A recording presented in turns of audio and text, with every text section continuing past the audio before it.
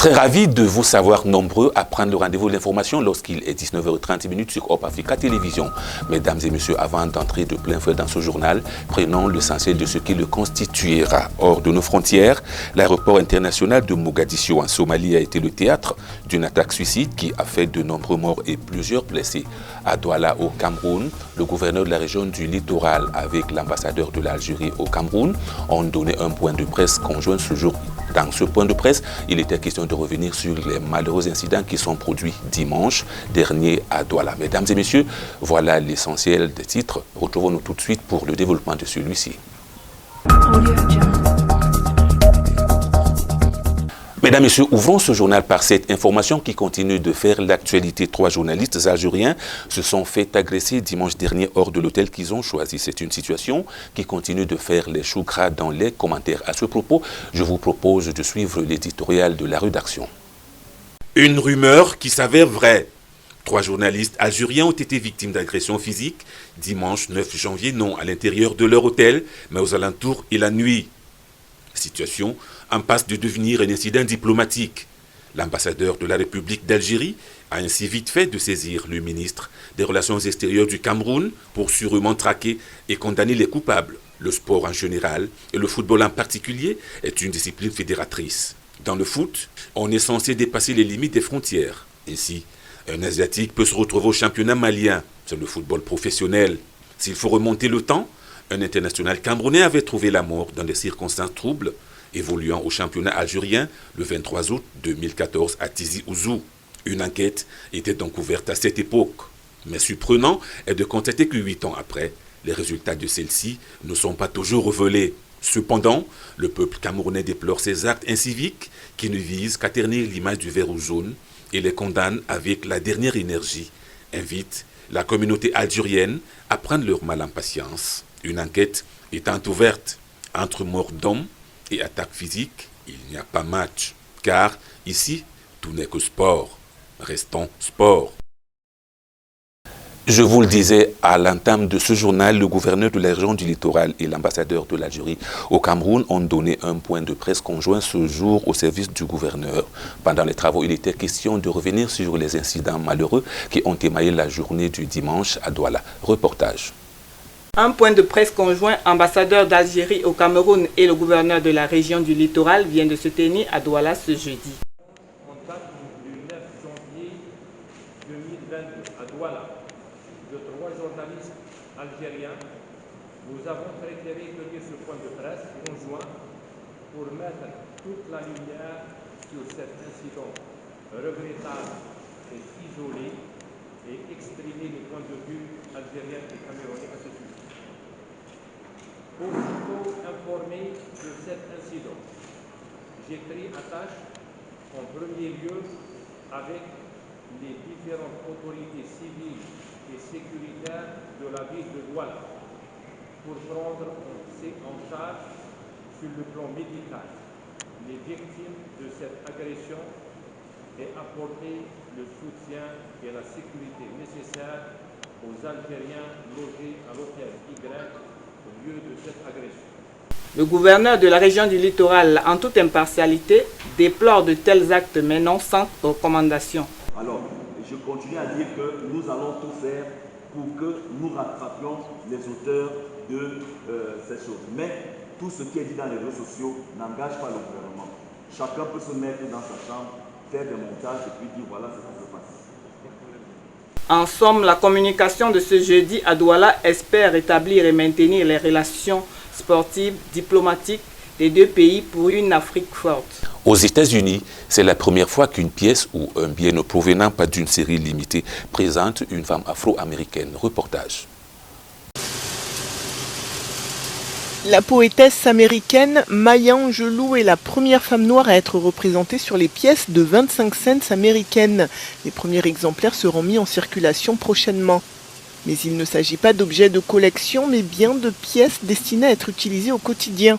La nouvelle pièce conservera le portrait du premier président des États-Unis, George Washington, d'un côté, et accueillera celui de Maya Angelou de l'autre. Cette pièce est le premier exemplaire d'une initiative qui durera 4 ans et qui mettra à l'honneur des figures historiques féminines. Connu pour ses mémoires et sa poésie, Maya Angelou est considérée comme l'un des auteurs les plus emblématiques de la condition des Noirs américains. Elle a notamment écrit « Je sais pourquoi l'oiseau en cage chante », un roman autobiographique devenu un classique de la littérature américaine. Les festivités dédiées à l'un des 3 rois mages sont l'occasion pour les Paraguayens afro-descendants de rester en contact avec leurs racines africaines. Reportage. Danse, tambour et tenues traditionnelles étaient à l'honneur ce week-end au Paraguay. Samedi et dimanche, les afro-descendants du pays ont célébré comme chaque année la Saint-Balthazar. Les festivités dédiées à l'un des 3 mages sont l'occasion pour ces Paraguayens africains de rester en contact avec leurs racines africaines.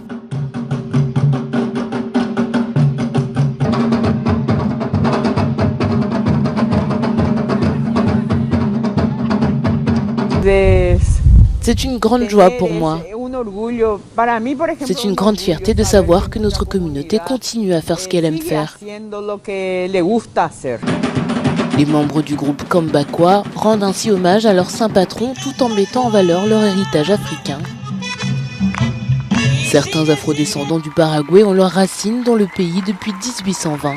Les Africains de l'ethnie Kamba sont arrivés dans la région avec l'armée d'Artigas. Du temps de ma grand-mère, il y avait une fête avec le son du tambour dès que c'était terminé. Des tambours et des sourires qui ont marqué le week-end de ces afrodescendants. En Afrique du Sud, dans une école pour filles à Johannesburg, des protocoles visant à prévenir la propagation du virus sont en place pour assurer une scolarisation saine. Reportage. Cette semaine marque le retour à l'école pour les élèves sud-africains. Alors que le pic de la 4e vague du Covid-19 est passé, la ministre de l'Éducation a annoncé lundi que les restrictions relatives à la pandémie resteraient en place dans les écoles pour 2022. À l'école privée pour filles Saint-Andrew de Johannesburg, des protocoles visant à prévenir la propagation du virus sont en place pour assurer une scolarisation sans contamination. Je me sens beaucoup plus détendu parce que nous connaissons le virus. Nous savons comment y faire face et nous avons réussi l'année dernière à garder notre école ouverte sans que le gouvernement ne nous bloque. L'école est restée ouverte, aucune classe n'a dû être fermée ou mise en quarantaine à cause de l'exposition. S'agissant de la vaccination, la ministre de l'Éducation a précisé que dans l'idéal, les vaccins devraient être proposés aux enfants de plus de 12 ans par l'intermédiaire des écoles. Dans les écoles privées, il est recommandé que le personnel soit vacciné afin de pouvoir offrir le meilleur service possible. Nous proposons des vaccinations à partir de 12 ans pour nos étudiants, mais sur une base volontaire. Dans notre évaluation, nous étudions la possibilité d'une vaccination obligatoire pour les visites et les expériences pour atténuer les risques. Alors que dans le pays, de nombreuses écoles ont repris l'enseignement à plein temps en 2021, les plus petits établissements et ceux comptant un grand nombre d'élèves ont dû conserver un système de roulement. La Commission sud-africaine des droits de l'homme déplore une éventuelle perte de temps d'enseignement. Le colonel Mamadou Doumbia affirme apporter son soutien à un frère. Pourtant, les 2 militaires ne se sont jamais rendus visite officiellement. Assimi Goïta était en même temps absent à l'investiture de l'autre. Reportage. Après les sanctions prises à son encontre par la CEDEAO, le Mali semble isolé dans la région. Le pays a rappelé ses ambassadeurs en Afrique de l'Ouest et a décidé de fermer ses frontières avec ses voisins de la CEDEAO. Mais Bamako peut toutefois compter sur le soutien de Conakry. Dans un communiqué lu lundi soir à la télévision, les autorités guinéennes ont fait savoir que les frontières du pays resteraient ouvertes au Mali. Le CNRD tient à informer l'opinion nationale et internationale que la République de Guinée n'a, par conséquent, en aucune façon été associée à la décision du 4e sommet extraordinaire des chefs d'État de la CEDEAO. En conséquence, le CNRD réaffirme que les frontières aériennes, terrestres et maritimes de la République de Guinée restent toujours ouvertes à tous les pays frères, conformément à sa vision panafricaniste. Les sanctions contre le Mali ont déjà commencé à se faire sentir. La compagnie aérienne Air France a par exemple annoncé ne pas pouvoir assurer la desserte de Bamako en raison de tensions géopolitiques régionales. L'embargo commercial, lui, pourrait mettre plus de temps à produire ses effets, mais les Maliens sont tout de même inquiets quant au risque d'inflation ou de pénurie dans le pays. Le pouvoir militaire à Bamako s'est dit ouvert au dialogue avec la CEDEAO, mais a tout de même appelé les Maliens à manifester ce vendredi contre ces sanctions. Dans un communiqué, le gouvernement a appelé à une mobilisation générale sur tout le territoire. Au Tchad, afin de faciliter le dialogue national, le gouvernement tchadien vient d'accorder une amnistie générale aux rebelles et autres opposants du régime de N'Djamena. Reportage. Un pas important vers la décrispation du climat politique et sécuritaire. C'est ainsi que des Tchadiens qualifient l'amnistie décrétée lundi par leur gouvernement en faveur d'environ 300 rebelles et dissidents politiques. Cela rassure aux rebelles, aux groupes politico-militaires, je voulais dire. Parce que sans cette amnistie, alors, ils se sentiront en insécurité. Donc c'est un acte qui peut rassurer ces politico-militaires et aussi aider l'État dans son objectif, sa mission de vouloir réunir toutes les filles et tous les fils du pays sur une même table pour un dialogue inclusif. C'est une bonne chose, c'est une bonne étape qui va nous permettre donc d'aller loin dans le cadre de la réconciliation nationale. Et puis il faudrait également que le gouvernement pense à d'autres prisonniers de guerre qui sont là, ceux surtout qui étaient capturés lors des événements du 20 avril dernier. L'initiative est une réponse aux conditions majeures posées par l'opposition le mois dernier dans l'optique de sa participation au dialogue inclusif annoncé par N'Djamena. Un bâtiment abritant une église dont les travaux étaient en cours s'effondre pendant que l'office se fait. Environ 150 personnes, donc les enfants, ont trouvé la mort et beaucoup d'autres blessés et disparus. Reportage. Un bâtiment en rénovation s'est effondré mercredi dans l'état du Delta au Nigeria. L'incident tragique a fait au moins 4 morts et plusieurs blessés. Cet incident intervient 2 mois après l'effondrement d'un immeuble en construction à Lagos qui avait fait au moins 45 morts et provoqué une indignation nationale. Au cours de notre visite d'inspection, ce que nous avons vu a été causé par un effondrement total. Nous comprenons qu'il y avait beaucoup d'enfants à l'étage lorsque le bâtiment s'est complètement effondré, donc ça aurait pu être pire. Le bâtiment abritait une église Salvation Ministries. Nous avons lu sur les réseaux sociaux que cette propriété appartenait à Salvation Ministries. S'il vous plaît, la propriété n'appartenait pas à Salvation Ministries. Nous n'étions que des locataires. C'est le propriétaire qui effectuait des rénovations sans notre consentement, ce qui a conduit à l'effondrement de ce bâtiment. 18 personnes auraient été sauvées des débris, mais certains témoins ont rapporté avoir compté 24 qui ont été transportés dans des hôpitaux par les autorités.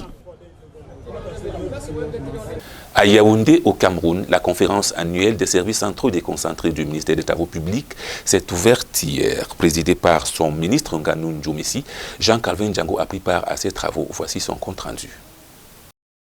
La salle de conférence du ministère des Travaux publics a servi de cadre ce 11 au 12 janvier 2022 à la conférence annuelle des services centraux et déconcentrés des responsables du ministère des Travaux publics par visioconférence sous la conduite du ministre Emmanuel Nganou Ndjoumessi.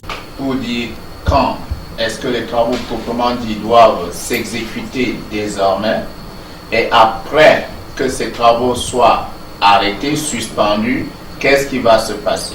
En ce début d'année 2022, il est question pour l'ingénieur en chef durant ces 2 jours de concertation avec l'ensemble de ses 10 délégués régionaux et de ses directeurs techniques de dresser le bilan de l'exercice 2021, ainsi d'identifier les insuffisances afin d'adopter une meilleure approche pour relever les principaux défis et les contraintes répertoriées dans l'exécution des prestations de l'exercice 2022, notamment avec l'utilisation des produits stabilisants et innovants pour des meilleurs rendements. Beaucoup de maîtres d'ouvrage, les services techniques placés auprès de maîtres d'ouvrage n'arrivent pas à comprendre que le ministère des Travaux publics, conformément à ces décrets-là, est devenu l'ingénieur de l'État et qu'il faille faire avec le ministère des Travaux publics. Les 122 000 km de routes dont dispose notre pays sont à 92% en terre.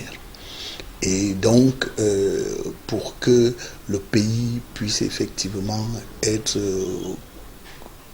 convenablement ravitaillé des résultats de la production, il faut que les routes soient en bon état, ou au moins qu'elles soient circulables pour permettre que notre économie puisse véritablement davantage tourner. Le ministre des Travaux publics a demandé à tous ses collaborateurs de tout mettre en œuvre pour l'atteinte des résultats attendus à la satisfaction des populations camerounaises. Mesdames, Messieurs, ce journal tire à sa fin, mais avant, prenons cette information en sport, où 12 buts pour autant de rencontres, c'est le résumé de la première journée. Une première journée faite de récoltes aussi diverses que variées. La synthèse d'Aurélien Bénin.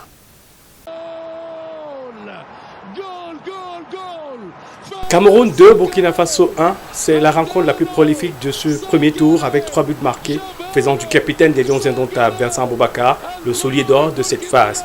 Une phase marquée par 6 pénaltys, dont 4 réalisés et 2 manqués. 2 matchs nuls à mettre à l'actif de cette journée avec en prime un score nul et vierge, 0 but partout. C'est le cas entre la Sierra Leone et l'Algérie et le Soudan et la Guinée-Bissau. Le reste des rencontres est une histoire de victoire à l'arraché. Dans ce schéma tactique, le Cap-Vert, le Sénégal, la Guinée, le Maroc, le Gabon, le Nigeria, le Mali, la Gambie et la Côte d'Ivoire s'en sortent vainqueurs. Pour terminer, la palme d'or du groupe le plus réaliste est à mettre à l'actif au groupe A du pays organisateur, avec 4 buts marqués. Place ce jour à la deuxième journée qui, l'on espère, sera plus fructueuse en termes de buts. Voilà, mesdames, messieurs, c'était tout pour cette édition. Je vous dis merci à vous tous qui l'avez suivi. Prenons rendez-vous demain 19h30 pour une nouvelle édition de journal sur Hope Africa Télévision. D'ici là, mesdames et messieurs, comme à l'habitude, si vous êtes à table, je vous souhaite de passer un très bon appétit. Retrouvons-nous demain. Au revoir.